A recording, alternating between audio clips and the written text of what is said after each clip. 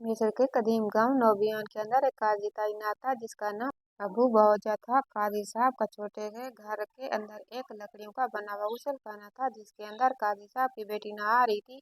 हैरानी की बात यह थी कि काजी होकर एक छोटे से घर में रहता अक्ल को हैरान कर देने वाली बात थी, लेकिन काजी साहब की ईमानदारी की वजह से गुरबत ने सारी जिंदगी काजी साहब का खूब साथ निभाया और गांव के काजी के ओहदे के होने के बावजूद काजी साहब के पास रहने के लिए एक झोपड़ी और एक छोटा सा बैतुलखला और नहाने के लिए लकड़ियों से बना हुआ गुसलखाना था। उस गुसलखाने के अंदर एक दिन काजी की बेटी नहा रही थी। काजी अपने घर में मौजूद नहीं था। उसी गुसलखाने के पास में थोड़े से फासले पर एक बड़ा दरख्त था जो कि बहुत ही पुराना दरख्त था। बदकिस्मती से उस दिन काजी साहब की बेटी को गुसलखाने के अंदर नहाते हुए रुस्तम नामी नौजवान ने देख लिया, क्योंकि जब काजी की बेटी गुसलखाने के अंदर नहा रही थी तो उसी दौरान रुस्तम खान अपने पालतू तोते को पकड़ने के लिए उस दरख्त के ऊपर चढ़ा हुआ था। और उसी दौरान रुस्तम खान की नज़र जब काजी साहब की बेटी पर पड़ी तो उसको बरहना हालत में देखकर रुस्तम खान पागल हो गया। उसके गोरे गोरे जिस्म को देखकर रुस्तम की आंखें फटी की फटी रह गईं। रुस्तम दरख्त से नीचे उतर आया और घर जाकर उस गरीब काजी की बेटी के नाम खत लिखा, जिसमें उसने कहा कि मैंने तुम्हें कल घर के अंदर गुसलखाने के अंदर गांव के एक लड़के के साथ बदकाठी करते हुए देखा और ये बात मैं पूरे गांव में फैला दूंगा, और अगर तुमने मेरी बात ना मानी तो तेरी पूरे शहर के अंदर बदनामी हो जाएगी और लोग तेरे बाबा को काजी के ओहदे से हटाकर उस गांव से निकाल देंगे। लेकिन अगर तुम मेरी बात मान लो तो बहुत फायदे में रहोगी। और जब काजी की बेटी ने यह खत पढ़ा तो उसके पैरों तले से जमीन निकल गई, क्योंकि वो तो बिल्कुल बेगुनाह थी। लेकिन काजी की बेटी ये बात जरूर जान चुकी थी कि कल रुस्तम खान ने गुसलखाने के अंदर बरहना हालत में नहाते हुए देख लिया था और अब वो मेरे हुस्न का प्यासा हो गया है। अगर मैंने उसकी ख्वाहिश पूरी नहीं की तो वो मुझे गांव के अंदर बदनाम कर देगा। लेकिन इससे पहले काजी की बेटी को कभी किसी ने बगैर नकाब के नहीं देखा था। काजी की बेटी की शराफत के चर्चे पूरे गांव में थे। सारे गांव वाले कहते, बेशक काजी साहब गरीब है लेकिन इज्जतदार है। अब ये सारा मामला देखकर काजी की बेटी को गुस्सा भी आ रहा था और परेशानी भी। एक तरह वो सोचती कि मैं अपने बाबा को सब बता दूं और दूसरी तरफ सोचती कि अगर मैंने अपने बाबा को बताया तो ज़रूर ये बात पूरे गांव के अंदर फैल जाएगी। आधे गांव वाले कहेंगे कि झूठ है और उनमें से कुछ ऐसे भी हैं जो हमसे बहुत हसद करते हैं और वो लोग भी रुस्तम के साथ मिलकर मुझे बदनाम करने की पूरी कोशिश करेंगे।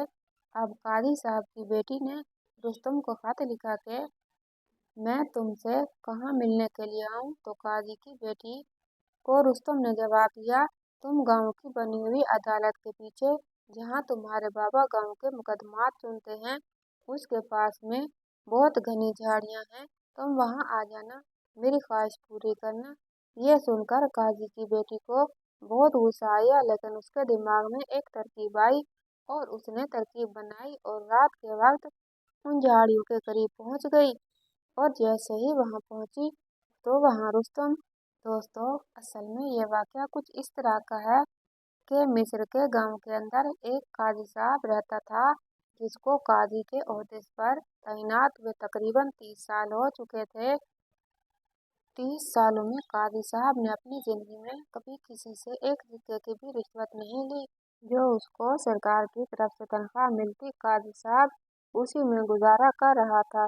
29 सालों में कभी किसी ने काजी साहब के फैसले पर सवाल नहीं उठाया और काजी की ईमानदारी की वजह से सारी जिंदगी गुरबत ने काजी साहब का खूब साथ निभाया। गांव का काजी होने के बावजूद काजी साहब का घर एक छोटा सा, जिसके अंदर एक छोटा सा कमरा, एक बैतुलखला, एक छोटा सा गुसलखाना था जो कि लकड़ियों और खजूर के पत्तों से बनाया गया था। सारे गांव वाले हैरान होते थे काजी के घर से तो गांव के किसी एक किसान का घर भी अच्छा है। लेकिन फिर दूसरी तरफ लोग काजी साहब की ईमानदारी की भी तारीफ करते। काजी साहब को अल्लाह ने सिर्फ एक बेटी की रहमत से नवाजा। काजी की बीवी उसकी बेटी की 7 साल की उम्र के वक्त वफात पा गई थी। काजी ने अपनी बेटी को माँ और बाप दोनों बनकर पाला था और काजी की बेटी अपने पापा की तरह निहायत शरीफ, ईमानदार, बाहयार और पर्दे वाली लड़की थी। अपने बाबा की इज्जत की हिफाजत करते हुए 22 साल की उम्र तक कभी किसी गांव के आदमी ने काजी साहब की बेटी की शिकायत नहीं की। हत्ता के वक्त गुजरता रहा और उसी गांव के अंदर एक नौजवान रहता था जिसका नाम रुस्तम था। रुस्तम का ये पेशा बन चुका था कि वह गांव की लड़कियों को बदनाम करता और बदनाम करने के बाद उनको ब्लैकमेल करता और फिर बाद में उनसे अपनी बातें मनवा कर उनकी जिंदगियों को बर्बाद कर देता। वक्त गुजरता रहा और काजी साहब की बेटी से पहले भी वो रुस्तम गांव की एक खूबसूरत हसीन जमील लड़की को भी बदनाम कर चुका था। वो भी इस तरह का कुछ वाकया था कि उस वक्त रुस्तम की उम्र तकरीबन 22 साल हो चुकी थी और उसी गांव के अंदर एक लोहार की बेटी थी जो कि बहुत खूबसूरत और हसीन जमील थी। लोहार की बेटी भी इकलौती बेटी थी और सारी जिंदगी लोहार ने गुर्बत में गुजारी और उसकी बेटी गुर्बत की वजह से अच्छी तालीम भी हासिल ना कर सकी। ये सब देखते हुए उस लोहार ने अपनी बेटी को कहा, बेटी तुम गांव की फलां औरत के पास चली जाया करो, वो तुम्हें सिलाई का काम सिखा देगी और जब तुम कुछ हुनर सीख जाओगे तो तुम्हारे अंदर खुद एतमादी पैदा होगी। तुम्हें कभी अकेलापन महसूस नहीं होगा, कभी तुम किसी पर बोझ नहीं बनोगी। तो उसकी बेटी ने कहा, बाबा हमारे गांव की जो औरत सिलाई का काम सिखाती है उसका किरदार अच्छा नहीं है। उसके घर में हर वक्त कोबास नौजवान आते रहते हैं और अगर मैं वहां गई तो मैं भी बदनाम हो जाऊंगी। हाँ, एक औरत है जो के साथ वाले गांव में रहती है। वो एक बूढ़ी औरत है और काफी उम्र रसीदा है और वो एक छोटी सी झोंपड़ी में रहती है। लेकिन अल्लाह ताला ने उसको बहुत हुनर दिया है। अगर मैं हर रोज उसके पास थोड़ी देर के लिए जाया करूं तो मैं चंद माह के अंदर सिलाई का काम सीख जाऊंगी। तो कुम्हार ने कहा, बेटा फिर तुम वहां अकेली कैसे जाओगी? मैं तो सुबह जाता हूँ और शाम को काम से वापस आता हूँ। लोहार की बेटी ने बाबा से कहा, बाबा जान हमारे गांव का तांगे वाला हर रोज उसी गांव की तरफ जाता है और कुछ सामान वहां से लेकर गांव के बाजार में पहुंचाता है। आप उस तांगे वाले से बात कर लें, हम उसे माह का मुनासिब किराया दे देंगे और वो मुझे ले भी आएगा और ले भी जाएगा। लोहार जानता था कि वह तांगे वाला भी बूढ़ा बुजुर्ग है और बहुत ही शरीफ इंसान है। उसने तांगे वाले से बात की और तांगे वाले ने वादा कर लिया कि मैं तेरी बेटी को हिफाजत के साथ उस गांव में ले जाऊंगा और शाम होने से पहले उसको वापस गांव में छोड़ दूंगा। अब लोहार मुतमिन था और उसकी बेटी हर रोज उस तांगे वाले के साथ जाती, उस गांव की बूढ़ी औरत के पास काम करती और शाम होने से पहले उस तांगे वाले के साथ वापस लौट आती। वक्त गुजरता रहा और एक दिन रुस्तम खान की नजर उस लोहार की बेटी पर पड़ गई। जब वो तांगे पर जा रही थी तो उसके मुंह से नकाब हट गया। जब रुस्तम ने उसको देखा तो वो पागल हो गया। उसने उसी वक्त दिल में ठान लिया कि मैं लोहार की बेटी के साथ एक रात गुजार कर ही दम लूंगा। अब रुस्तम ने दिल में ख्याली पुलाव पकाना शुरू कर दिए और वो सोच रहा था कि किस तरह लोहार की बेटी के साथ चक्कर चलाया जाए। वह जानता था कि लोहार की बेटी ने कभी बाहर से कदम नहीं रखा था। उसकी किसी भी गांव के ना ही नौजवान के साथ ना ही किसी लड़की के साथ कोई दोस्ती है। वो तो अपनी हम उम्र लड़कियों से भी बात नहीं करती, तो वो मेरे चक्कर में कैसे आएगी? इसी सोच में एक दिन रुस्तम ने अपने दोस्त को अपने पास बुलाया और कहा, कल लोहार की बेटी दूसरे गांव के अंदर सिलाई का काम सीखने के लिए जाएगी, तो वापसी पर मैं तांगे वाले को रास्ते पर बांध दूंगा और जब तांगे वाला वहां नहीं पहुंचेगा तो लोहार की बेटी वहां से अपने गांव की तरफ पैदल चल पड़ेगी और इसी दौरान तुम जाकर लोहार की बेटी को तंग करना और मैं इसी दौरान आकर तुम्हें मारूंगा पीटूंगा और लोहार की बेटी की नजरों में बहुत बड़ा हो जाऊंगा। उसके दोस्त ने भी कहा, ठीक है, लेकिन इसके बदले में मुझे क्या मिलेगा? तो रुस्तम ने उससे वादा कर लिया कि थोड़ी देर के लिए तुम भी उस लड़की के साथ वक्त गुजार लेना। दोनों के दरमियान डील हो गई और अगली सुबह तांगे वाले लोहार की बेटी को अपने घर से उठाया और दूसरे गांव छोड़ दिया। लेकिन जब वापसी पर लोहार की बेटी को उस बूढ़ी औरत के घर से लेने के लिए आ रहा था, रुस्तम ने उसको रास्ते में मार पीट कर एक दरख्त के साथ बांध दिया और उसी बूढ़ी औरत के घर के करीब पहुंच गया। अब सूरज गुरूब होने वाला था, असर का वक्त था। लोहार की बेटी ने देखा कि अब तांगे वाला नहीं आ रहा, लिहाजा मुझे शाम होने से पहले यहाँ से निकल जाना चाहिए, क्योंकि अगर मैं वक्त पर न पहुंची तो मेरे पापा बहुत गुस्सा होंगे। अब लोहार की बेटी ने बूढ़ी औरत से इजाजत ली और घर की तरफ निकल पड़ी। थोड़ा उसने सफर किया था कि रुस्तम के दोस्त ने उसको तंग करना शुरू कर दिया। वो कभी उससे सीटी मारता, कभी वो उसके आगे जाता, कभी पीछे चला जाता, कभी कुछ कहता तो कभी कुछ, और आखिरकार उसने उसके हाथ से पकड़ लिया। जब रुस्तम के दोस्त ने उसके हाथ से पकड़ लिया तो रुस्तम हीरो बनकर सामने आया और उसने दोस्त को मारना पीटना शुरू कर दिया। और उसी दौरान रुस्तम ने लोहार की बेटी को घोड़े पर बिठाकर अपनी हिफाजत घर भेज दिया। लोहार की बेटी रुस्तम से काफी मुतासिर हुई। अब दिल ही दिल में उसके लिए सोच रही थी। जब रुस्तम ने देखा कि तीर निशाने पर लग चुका है तो अगली सुबह उसने लोहार की बेटी को एक खत लिखा और कहा, मैं जब से तुमसे मिला तो मैं खुद पर काबू नहीं पा सका। मुझे तुमसे मोहब्बत हो गई। मैं तुमसे अकेले में कुछ बात करना चाहता हूँ। यह सुनकर लोहार की बेटी ने मना कर दिया कि मैं तुम्हें नहीं मिल सकती, लेकिन रुस्तम ये काम अच्छे तरीके से करना जानता था। लिहाजा रुस्तम ने उस लड़की को दोबारा खत लिखा कि मैं तुमसे सिर्फ चंद लम्हे की मुलाकात करना चाहता हूँ और अपने दिल की बात कहना चाहता हूँ, और तुम मुझे जहाँ कहोगी मैं तुम्हारे पास आ जाऊंगा। लोहार की बेटी ने रुस्तम को आजमाने के लिए कहा, तुम कल दोपहर के वक्त मेरे घर आ जाना, क्योंकि उस वक्त मेरे बाबा अपनी दुकान पर होते हैं। अगली दोपहर रुस्तम लोहार के घर पहुंच गया। रुस्तम को लोहार की बेटी एक अकेले कमरे में ले गई, लेकिन रुस्तम ने उस लड़की के दिल में जगह बनाने के लिए उस लड़की को दूर से खड़े होकर अपनी मोहब्बत का इजहार किया और बगैर उसको छुए वहां से चला गया। लोहार की बेटी बड़ी मुतासिर हुई कि एक नौजवान एक खूबसूरत लड़की को अकेले कमरे में देकर भी उसने हाथ तक नहीं लगाया। उसका किरदार दूध की तरह सफेद है। वो अब पहले से भी ज्यादा रुस्तम के जाल में फंस चुकी थी। अब आहिस्ता आहिस्ता वो रुस्तम को घर में बुलाती और उससे मुलाकात करती, लेकिन उनकी मुलाकात में कोई भी गैर फितरी हरकत नहीं होती।